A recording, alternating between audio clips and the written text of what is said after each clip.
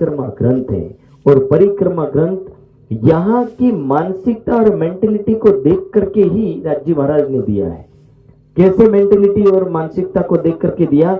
अर्श बका वर्णन किया ले मसाला इतका, कि परम धाम वर्णन हुआ पर कहां के अनुसार हुआ? दुनिया की बुद्धि के अनुसार। वरना यदि परम धाम की एक हवेली का माप तोल निकालने जाओ तो उसका माप तोल निकालते निकालते थक जाते, पर उसका माप तोल नहीं निकल पाता है। उसको सीखना, यानी एक दीवार का माप लेने जाओ तो उसके कोने कोने में हम थक जाते हैं। तो कल्पना कीजिए कि पूरे परम धाम को समझना बहुत कठिन होता है। तो ये है अर्श बका वर्णन किया ले मसाला इसका, कि यहाँ की बुद्धि के अनुसार थोड़ा थोड़ा थोड़ा थोड़ा बिठाने के लिए राज्य महाराज ने यहाँ के अनुसार जो ज्ञान दिया। वरना अनंत परम धाम को इस दुनिया में कोई भी किसी को समझा सकता नहीं है। वो सागर है और सागर का थोड़ा सा अंश मात्र यह दुनिया में हमें प्राप्त होता है। इसलिए इस ग्रंथ की खासियत यही है कि ये ग्रंथ हमारे हृदय में उतरे और हम इस ग्रंथ के माध्यम से परमात्मा के हृदय में झांक करके देख सके। परमात्मा के हृदय में झांक करके देखना, यानी कि ध्यान और साधना के माध्यम से जिस दिन हमें परमात्मा के हृदय में डूब गए, तो जैसे ही परमात्मा के हृदय में डूबेंगे तो निश्चित रूप से हमें संपूर्ण परम धाम का दर्शन होने लगेगा। और जब संपूर्ण परम धाम का दर्शन होने लगेगा तो यही पुखरास पहाड़ और माणिक पहाड़ और यमुना जी का संपूर्ण परम धाम का वर्णन हमें पता चल जाएगा। इसलिए तो राजी ने कहा, जो मूल स्वरूपे अपना जाको कहिए पर आत्म, सो पर आत्म लेके विलसिए संग खसम। कि यदि परम धाम को देखना है और परम धाम में विचरण करना है तो क्या लेना पड़ेगा? मूल स्वरूप लेना पड़ेगा। जैसे कभी आप लोगों ने देखा, कुछ हॉस्पिटलें होती हैं जिनका ड्रेस कोड होता है, चाहे आप कितने भी इधर से महंगे कपड़े पहन के गए होंगे, जैसे जेल में जाने के बाद वो कपड़े ले लिए जाते हैं, हॉस्पिटलों में जाने के बाद वो कपड़े ले लिए जाते हैं, जैसे ऑपरेशन थिएटर में जाओ तो वहां भी कपड़े चेंज हो जाते, क्योंकि अपने वाला चलने वाला नहीं। इसी तरह दुनिया के अंदर से जब हम यहां से जाते हैं तो वहां हमारा नूरी स्वरूप बैठा है। कैसा स्वरूप बैठा है? नूरी स्वरूप। जो नूरी स्वरूप है उसको क्या बोला जाता है? पर आत्म। और उस पर आत्म में जब तक हम प्रवेश, जो मूल स्वरूप है अपना, यानी जो मूल स्वरूप परम धाम के अंदर विराजमान है, उस मूल स्वरूप के अंदर जब तक हम विराजमान नहीं होंगे तब तक हम किसी चीज को देख सकते नहीं है। इसी तरह ये परम धाम का ज्ञान हर सुंदर साथ को, माहौल, मंदिर, हर किसी चीज का ये वर्णन बताता है। 8 पहाड़ तले माहौल के, और 8 पहाड़ तले माहौल के, और 8 पहाड़ तले माहौल के की जो वर्णन परम धाम के जो माहौल है वो 8 पहाड़, यानी जो प्रसंग समझाया जा रहा कि किस तरह ये संपूर्ण स्ट्रक्चर खड़ा हुआ है। ऊपर ताल पुखराजी, और ऊपर पुखराजी की ताल है। कई माहौल आते 8 पर, और 8 पर जो विद्यमान है, इन सभी चीजों से धीरे धीरे अब कैसे यहाँ से प्रादुर्भाव होता है, और धीरे धीरे धीरे धीरे वैसे एक दिन लगता है एक थंब को समझाने के लिए। अब मैं भी थोड़ा असमंजस में हूँ, इसलिए असमंजस में हूँ क्योंकि जो विषय पढ़ाने वाला है उसको मैं बोल बोल करके बताऊंगा तो मुझे नहीं लगता कि कुछ दिमाग में बैठेगा, ठीक है। क्योंकि मोटी मोटी चीज तो कुछ भी समझ में आ सकती, लेकिन थोड़ी थोड़ी दीवालों की कहानी भी समझना बहुत जरूरी होता है इसमें। और वो चीजों के लिए जिससे जितना देखोगे उतना समझ में आएगा, बाकी देखे बिना ये विषय मुझे नहीं लगता कि किसी को बैठ पाएगा।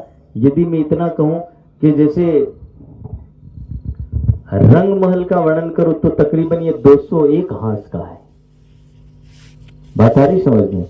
अब यहां ये भी समझाना पड़ेगा कि हांस किसको बोलते हैं, ठीक है ना। तो हांस अलग है, फिर ये हांस चौड़ी कितनी है, तो बहुत सारा गणतरी का विषय है। इसलिए गणतरी के विषय में इसीलिए कई बार परिक्रमा की चर्चाएं बहुत कम होती है।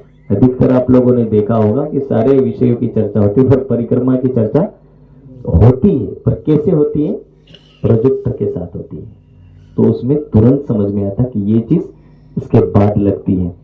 तो प्रोजेक्टर से सीधा समझ में आता है, इससे सीधा समझ में नहीं आएगा। तो ये है परमधाम के पुखराज पहाड़ का हम थोड़ा सा अंश मात्र विषय ले रहे हैं कि इन विषयों को जैसे हम पुखराज पहाड़ को समझ रहे हैं और कैसे कैसे यहां से जमुना जी निकली और यहां से जमुना जी निकल करके फिर मुड़ती है किस तरफ? दक्षिण दिशा की ओर। पहले जाती है पूर्व दिशा, उसको ढपी जमुना जी बोलते हैं, ठीक है। फिर ढपी जमुना जी के बाद फिर आती है खुली जमुना जी, और खुली जमुना जी के बाद फिर ये लौट सकती कहाँ है? दक्षिण दिशा में, और दक्षिण दिशा से फिर कहां लौट जाती है?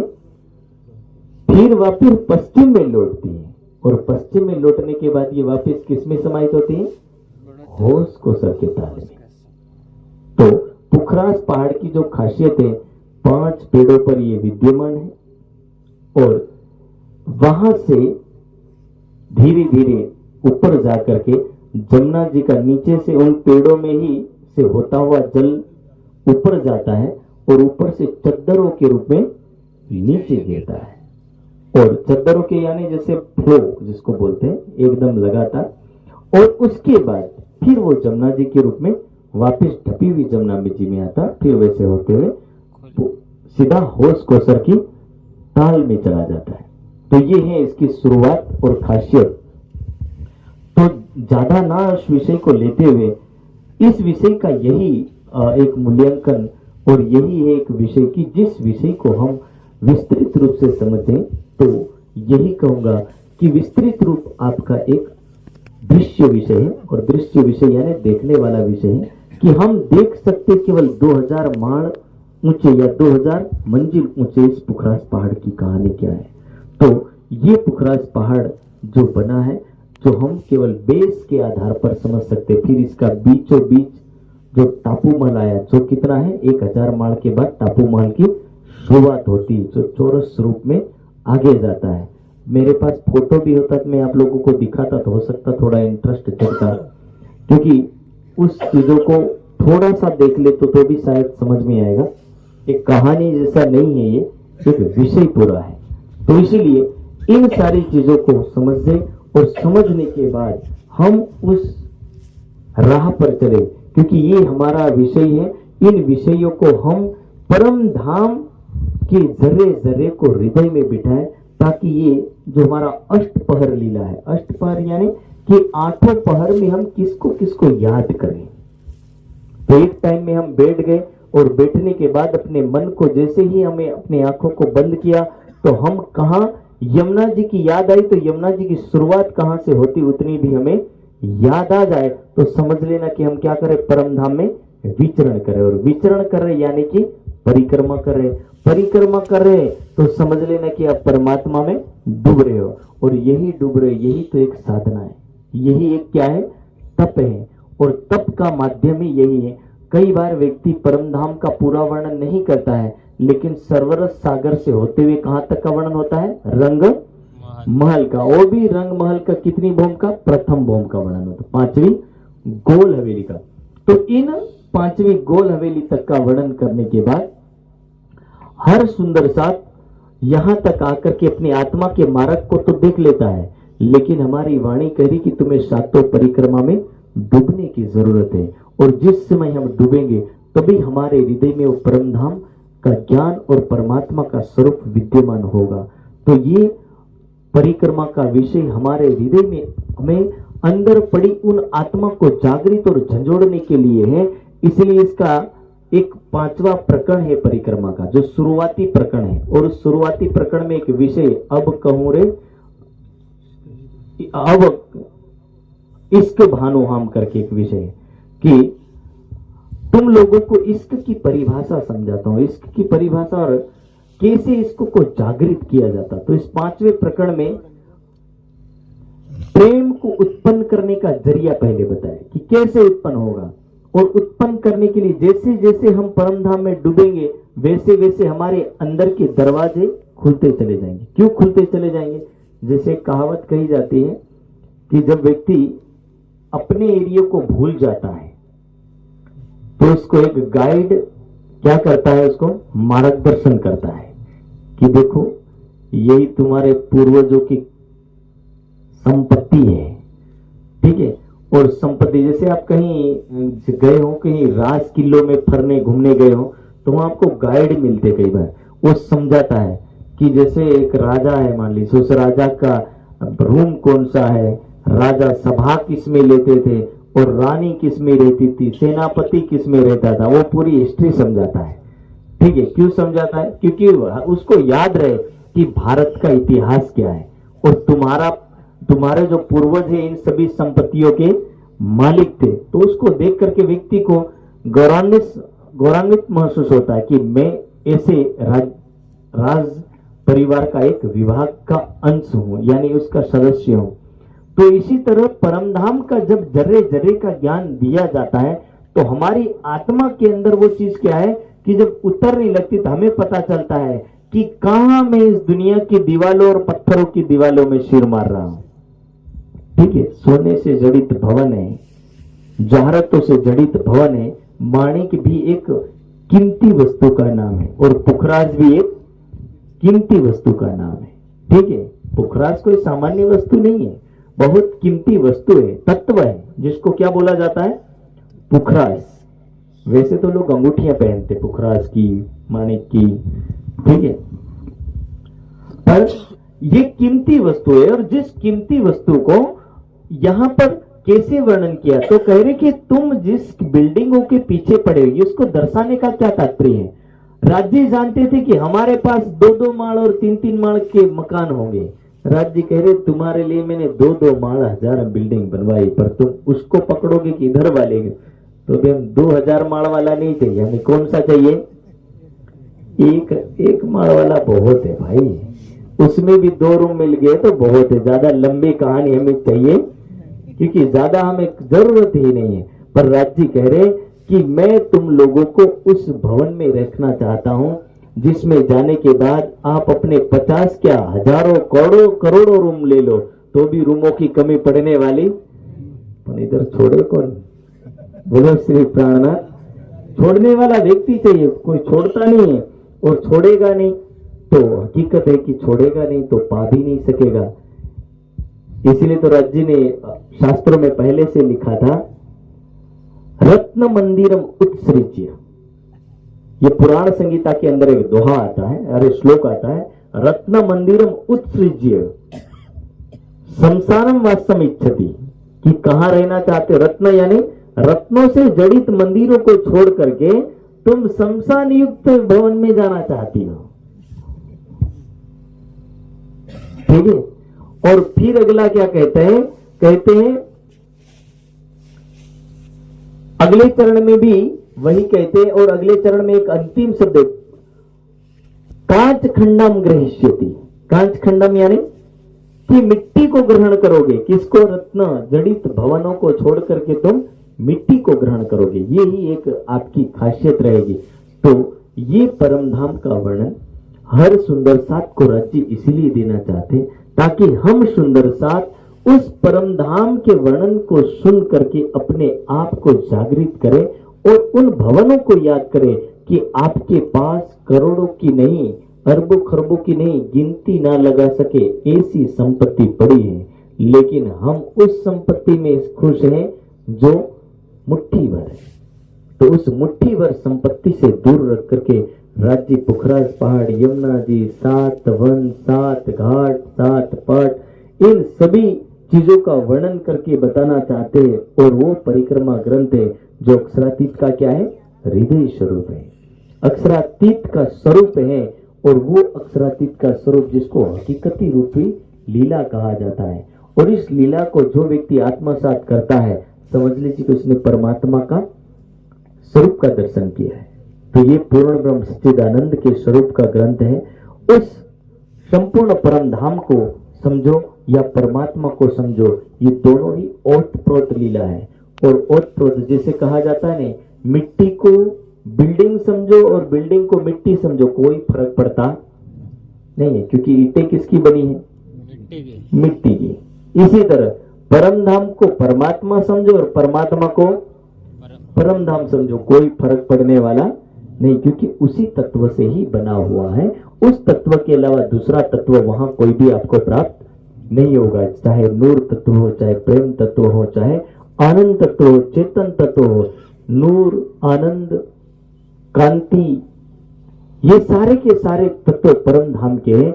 और ये जब तत्व हमारी आत्मा के अंदर विद्यमान होते हैं तो वो तत्वों के माध्यम से हम अखंडता को प्राप्त करते हैं। और इस तत्वों का वर्णन करने का उद्देश्य केवल इतना है कि जैसे कोई व्यक्ति कोमा में चला गया और कोमा में जाने के बाद वो अपना होश खो बैठा हो, और होश खो बैठने के कारण जैसे उसको याद दिलाया जा रहा हो एक एक चीज का, उसके घर का, उसके परिवार वालों का, उसके सगे संबंधियों का, ताकि उसके सगे संबंधियों का किसी का नाम सुनकर के जैसे व्यक्ति जागृत हो जाए। जैसे कई बार अपने गांव में दादा दादी होते हैं, बहुत खासी उम्र हो जाती है, जिनके पास जाने पे ओळख पड़ती उनको नहीं है, फिर समझाना पड़ता, मैं फलाना का बेटा आया हूं। अब सीधा बोलेगा तो उसको समझ में आएगा नहीं, क्योंकि दिखता भी नहीं है और ज्यादा सुन भी नहीं पाते, समझ सकते हैं। तो जो दिख नहीं रहा, हमें क्या नहीं दिख रहा? क्योंकि हमें परमधाम नहीं दिख रहा। क्यों नहीं दिख रहा?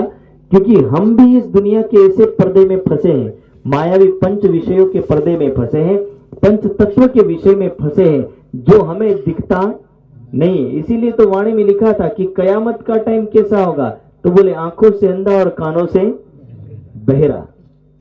वो वही समझ लो कि 125 साल के दादा की कहानी समझ लो, हमारी अभी कंडीशन ये चल रही। बोलो श्री प्राणनाथ। जैसे 125 साल का दादा ना देख पाता ना सुन पाता, उसके नजीक जाकर के बोलो तो थोड़ी बात उतरती है, बाकी वो भी उतरती नहीं है। और दिखाने के लिए उसको ज्ञान देना पड़ता है, बाकी वो देख सकता नहीं है। इसीलिए जैसे हम कह रहे ना परम धाम का वर्णन करें, लेकिन हमारी आंखों में भी चढ़ रहा नहीं है, तो ये क्या, हम पर्दे में है, और पर्दे में है इसीलिए वो ज्ञान उतर नहीं रहा। तो इसलिए इन ज्ञानों को उतारने के लिए रथ जी महाराज ने परम धाम को हृदय में बिठाने के लिए संपूर्ण ज्ञान को लेकर के आए, जो ज्ञान हमें ब्रिज में पता नहीं था, जो रास में पता नहीं था। प्रेम था पर कैसा था? लक्ष्य बिन था, और लक्ष्य बिन यानी कि परम धाम का विषय का ज्ञान नहीं था। वो ज्ञान हमें इस दुनिया में आकर के प्राप्त हुआ। अब राज्य महाराज हमारी उस कोमा को तोड़ना चाहते हैं कि जो हमने नहीं देखा, नहीं समझा, उन सारी चीजों को समझाना चाहते हैं कि हे परमधाम की ब्रह्म सृष्टि, तुम कैसे परमधाम के अंदर पुखरास पहाड़ में विचरण करते थे, लीला करते थे। उस 2000 माड़ ऊंची बिल्डिंग को छोड़ करके तुम दुनिया में आ गए हो, अब वापिस चलो। इसलिए हर परमधाम के जर्रे जर्रे का ज्ञान दिया जा रहा, यानी अपने हृदय में वो ज्ञान उतर सके, इसलिए उस ज्ञान को यहाँ पर समझाया जाता है। और उस ज्ञान के माध्यम से हम सुंदर सा संसार को छोड़ करके उस विषयों तक पहुंच सके। तो ये एक जरिया है, और जरिया ही हमें यहाँ पर आभास करवाता है। और इसलिए आभास करने वाला ये प्रसंग हर सुंदर साथ को इसी की ओर मोड़ करके लेकर के जाना चाहता, ताकि हम इन विषयों में सदा डूबे रहें। और दुनिया के सारे जो मार्ग है, इन मार्गों में परमधाम का मार्ग बताने वाला बहुत कम व्यक्ति होता है, और परमधाम का यदि मार्ग बता भी दिया तो रंगमहल का कोई वर्णन करेगा? कल्पना कीजिए, क्या आपने कभी सुना? एक लाइन सब जानते कि हम स्वर्ग जाएंगे, इतना सब सुनते हैं, सुनते कि नहीं सुनते? पर कभी सुना कि परमधाम में कौन से रूम में जाकर के रहोगे? सुना किसी पंडित ने ऐसा कहा हो कि भाई तुम्हारा फलाना रूम होगा, जो मैं यही मरण पत्री में लिख देता हूं, ठीक है, उसके नाम से मैं मंत्र फूंक देता हूं कि 105वां नंबर का रूम तुम्हारा होगा, चिंता मत करो, तुम्हें प्राप्त होगा। ऐसा कभी कोई कहता है? लेकिन राज्य अवश्य कहते। बोलो श्री प्राणनाथ। क्यों राज्य कह रहे हैं? क्योंकि राज्य को पता है कि हमें जाना है। तो सीधा पहले तो बोले तुम अभी समूह में बैठे हो। कहां बैठे हो? समूह में बैठे हो, पर समूह को छोड़ करके भी यदि किसी रूम में जाना चाहते हो तो जा सकते हो। एक मूल मिलावे में भी तकरीबन 60-60 मंदिरों के तकरीबन 3 हारे मिल जाएगी। कितनी मिल जाएगी? 3 हारे। तो कल्पना कीजिए कि वहां ही बहुत सारे रूम मिल जाएंगे, तो और हवेलियों में भी जाने की जरूरत पड़ेगी नहीं। तो सोचो कि जब एक मंदिर में भी बहुत सारी और चीजें प्राप्त हो जाती हैं, क्योंकि एक हवेली है, पर 5वीं गोल हवेली में भी तकरीबन कितने, तो 180 रूम जितने मिलते हैं। 180 रूम जितने मिलते हैं। तो कल्पना कीजिए कि इतने सारे रूम जब एक हवेली मिल जाए तो हमें तो कुछ ही हवेलियों में हम समाहित हो जाए। हम पहली भूम से ज्यादा हमें रूमों की जरूरत पड़ेगी नहीं। पर ये परम धाम का वर्णन है। बाकी वैकुंठ में चले जाइए, हाँ सिंहासन बताया जाएगा, ये सब बैठा हुआ दिखाया जाएगा, लेकिन उसके बाद रूमों का वर्णन आपको कहीं हाथ में आएगा नहीं। तो परम धाम का ये जरे जरे का वर्णन, परमात्मा का स्वरूप का वर्णन, ये खुदा की गवाही खुदा ही देवे खुदा ही करे बयान की परमात्मा ने स्वयं इन दुनिया के अंदर अपना स्वरूप स्वयं वर्णन किया है, और कैसे उस दुनिया से परे जाकर के हम उस परम धाम में विचरण कर सकते हैं और रह सकते हैं, ताकि हमें इस दुनिया के घरों की वापिस याद आए ना। वरना हम सदा रोते, वैसे तो हर समय हम रोते ही रहते हैं कि हमारा घर नहीं बना है, या बन गए हैं तो दूसरे माड़ का नहीं हुआ, दूसरे माड़ का नहीं हुआ तो तीसरे माड़ का नहीं हुआ। तो ये हमारा रोना सदा रहता है। लेकिन राज जी कह रहे कि तुम आ जाओ एक बार, और एक बार आने के बाद उस परम धाम के आनंद को ले सकते हो। तो इस तरह ये पुखराज पहाड़, मानिक पहाड़ और ये सारी चीजें हर सुंदर साथ को याद दिलाती है। प्यारे सुंदर साथ जी, ज्यादा समय ना लेते हुए, विषय थोड़ा गंभीर है, इसलिए कई लोगों को लग रहा होगा पता नहीं महाराज जी निजानंद वाले ले करके बैठ तो जाते हैं, लेकिन हमारे समझ में आता ना किसी और के समझ में आ रहा। लेकिन ये विषय उनको समझ में आता होगा जब परम धाम की ब्रह्म सृष्टि होगी और वो परम धाम के बात को समझ सके। बाकी भजन मंडली में भजन गा करके चले जाना वाला विषय नहीं है, क्योंकि ये विषय केवल समझने वाला विषय, और वो विषय केवल वही समझता जिसका है उसको समझ में आता, हर किसी को समझ में आता नहीं है। जैसे मैंने कहा कि भाभरा की इस गली में,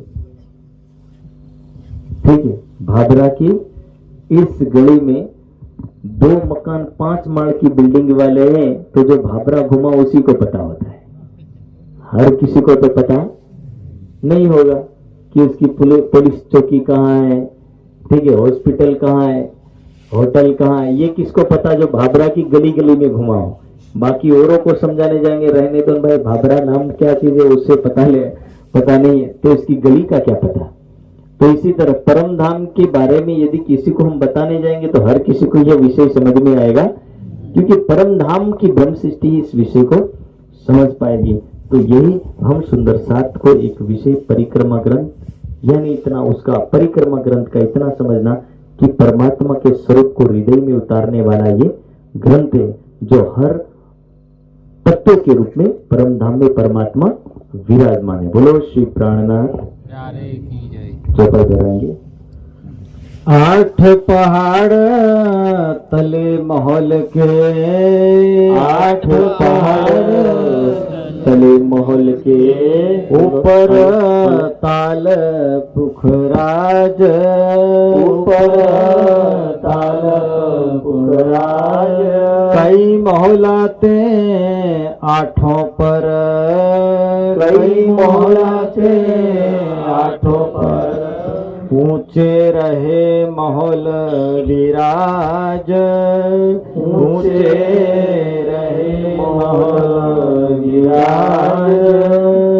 बोलो श्री प्राणनाथ प्यारे की। परम श्रद्धेय प्राणाधार आत्म संबंधी प्यारे सुंदर साथ जी, आज का ये जो खुशी का प्रोग्राम है, जीवनचा सिंह आदरणीय आचार्य जी और भगत जी और आप समस्त सुंदर साथ जी, यहां पर हम इस ब्रह्म सभा में उपस्थित हैं। ये शायद ये समय भाग्यशाली है या हम भाग्यशाली है, वो अपना